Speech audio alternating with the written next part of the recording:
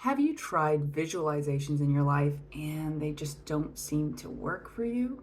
What I'm talking about is things like thinking and visualizing about the things that you want to manifest in your reality. Now, if you've done visualization techniques, and they haven't quite worked for you, there may be a few reasons why, and in this video, I'm going to share with you a few perspectives that may help you out on that. First things first, a lot of times we are visualizing things that we think we want,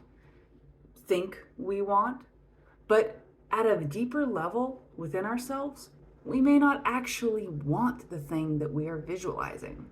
So, for example, let's say you feel that you need to get a certain kind of job or a certain kind of experience in order to please your parents. Well, on one level, maybe you want that, but the deeper, truer part of yourself doesn't want anything to do with that. So, no matter how much you are visualizing for something around that, not all of you is on board. Which actually brings me to my next point. Visualization happens the most powerfully when all elements of ourselves are all in with the vision. Now, what do I mean by all elements of ourselves? Well, if you've heard of internal family systems, or maybe you've heard of parts work, there is this perspective that within ourselves there are multiple layers of our consciousness that exists simultaneously. I'll say this a different way. You got your teenage self in you, you have your older self in you, you have other parts, you have multiple voices that are voting inside of yourself. And, if that sounds weird to you, just ask yourself, have you argued with yourself before?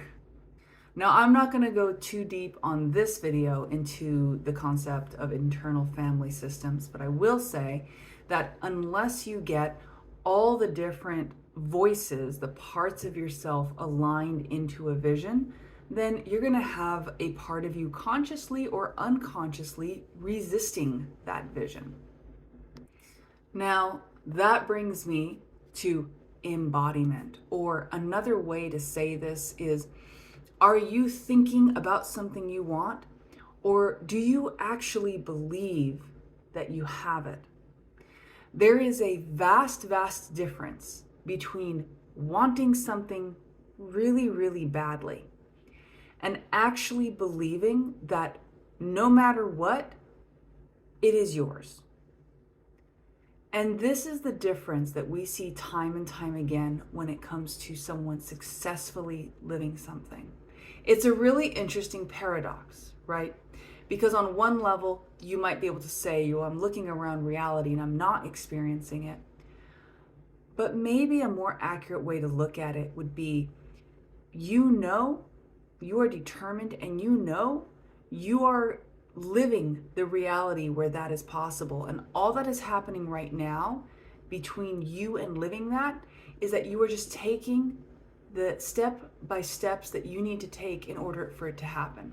In other words, a great example of this would be if you are determined to have a certain degree in your life, or you're determined to have a certain kind of business. And it's not a matter of if you will get it, it is simply a matter of when and how. And that you will face and surmount any challenge to have that, right? This is one of the stories of the hero's journey, the story of great will and perseverance and going on the adventure. But what I'm saying here is, I'm not suggesting, even though I understand that it sounds like, okay, you got to fight, you got to battle.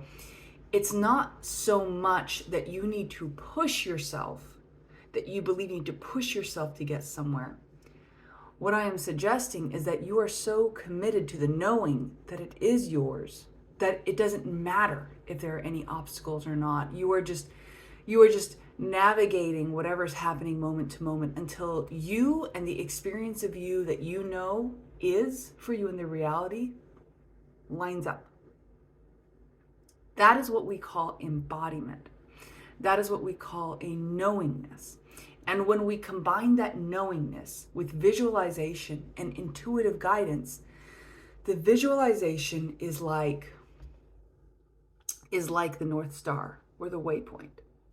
The knowingness is the fuel. It's like the determination. It's the anchoring that this must be so.